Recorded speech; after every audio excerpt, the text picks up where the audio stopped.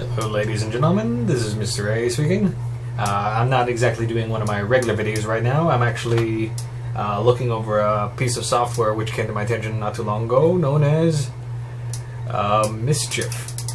Pretty much this one is a slightly newer art-based program which I've actually been experimenting with for the past few days. The current model I'm using right now is the most recent release, 1.09, and realistically, it kind of works as if you look at the interface here, it's an incredibly simple stuff. There's not a ton of stuff going on here. Part of the reason they are currently advertising that it's a program that doesn't need a user manual, just because everything is kind of plain and to the point. Although the really fun part about this particular art program is that they use some sort of witchcraft. I'm not exactly, I can't exactly recall what the proper technical answer is, but they use a nice proprietary format, which, because of the way the brushes are set up there, allow you to zoom in for absurd amounts of work in order to just do an incredibly detailed amount of work,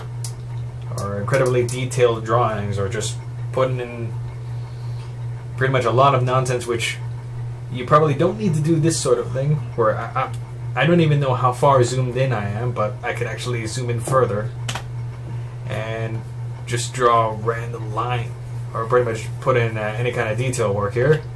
I can zoom out from there. I haven't changed the actual width of the brush itself, but with the way that the brush is set up, it'll treat the general width and adjust how thick it is and how it will appear depending on how zoomed in and out of the image you are. So even there, this is kind of just a random small squiggle on the sides here. I zoomed in. It's the same width that the whole time. They're all actually, for these test ones, it was at 7.0 pixels, or I think that's what these mean. In this case, it should be pixels.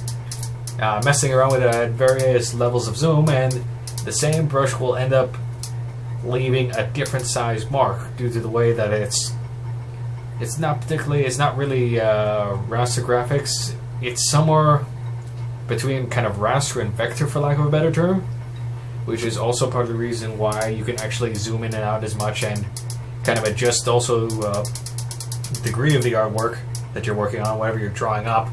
Just change the scale of that in order to pretty much adjust the whole thing. If you need it to be larger, you can make it a much larger drawing.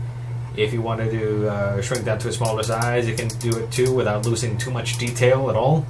And when you're doing exports, you can export it to basically ridiculous sizes, and if you are saving a really large drawing in the native art format, it really doesn't take up a lot of space. So I have to personally testify that their space-saving format is pretty much as it's described. One of the few things which I currently have a problem with, though the program, it's not perfect obviously, is that in terms of their selection tool, it's honestly just limited to either square or rectangular format here. If you, for example, something that comes up every now and then, if you're just drawing something and realize I need to remove it or move in an odd size or odd shaped object, the problem is with the selection tool, as limited as it is, you have to select everything around it too. You can't just select the eyeball here and move it around. I have to select anything that's around there in order to just kind of copy it over or resize it, and then I have to redraw what I had previously done here, because otherwise I basically have to excuse me, erase what I drew here and redraw it all from scratch. The only other thing is this might be system specific in this case, but I noticed when I've been drawing just anything on a random scale here. Let's see if I can get it to replicate here. So we're just going to kind of do a little bit of rough drawing here. Every now and then the program decides to randomly twitch for like a fraction of a second, really a tick or so. So the window will just magically expand and then go back to normal within a small tick. I'm trying to get that to happen right now. It honestly pops up more often when the program is more zoomed in. I'm not sure if it's a Windows specific thing or A system-specific thing, it might be something related to the graphics card I'm using as well. Could be a number of things, really. But it basically is something that, while it's kind of random when it does show up, if it starts going, it'll keep going for a while, or every now and then. And basically, in order to get it to stop, I need to turn the program off and then turn it back on in order to get it back there. And just for shits and giggles, it decides right now it's not doing it. That's what happens when you're trying to get the hold of things and kind of catch something on tape sometimes.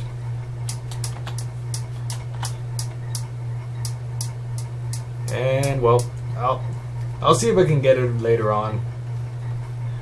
But clearly it's not, the program doesn't want to cooperate. Now it wants to work just fine. And well, that kind of gives you an idea of how kind of detailed there. If I were to export this as kind of a large image and just have it so it would really zoom in, you would actually be able to see this clearly in the exported image, which just to put it there, it does JPEG, as well as the most recent version actually included PNG format as a pliable or a workable export option, which always having options are always a good thing there. And in terms of what's going on here, you could also, when it comes to actually exporting into another format, it's basically adjustable, meaning that if you want to set it to the default thing, you can do that, and you can make it so that the image can actually export to a ridiculous amount of size. We're talking generally something that might have been as small as, you guys, you can actually export it to like tens of thousands of pixels, really.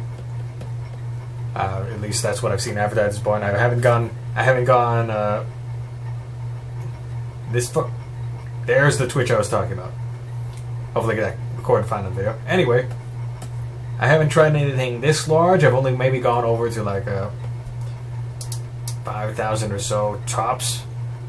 But even then, any kind of the smaller details here would actually be quite visible from what I've done in my previous experiments. I'll have to see if I can do more recent, or another one that's a little more detailed, not just a rough sketch like this one where it's there, but just because it's really rough, it doesn't exactly show off exactly what the program is really capable of there.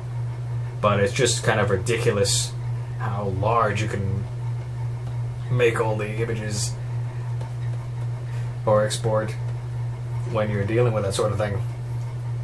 And I guess pretty much for this short little mini impromptu review, that's enough said for the moment being. Next time I'll be doing yeah, a little dry talking right now.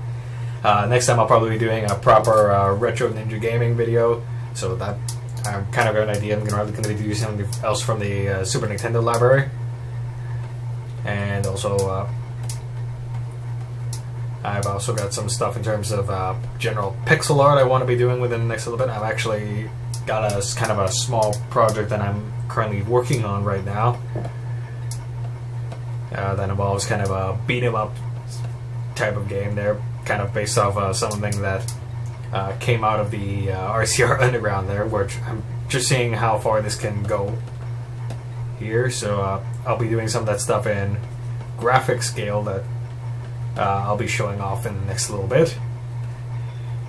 And there's probably a few other odds and ends I want to take on before this particular year wraps up, but we'll see exactly how that goes there.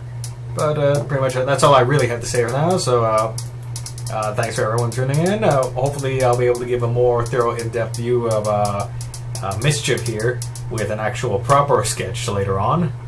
And everyone take care and catch you all later.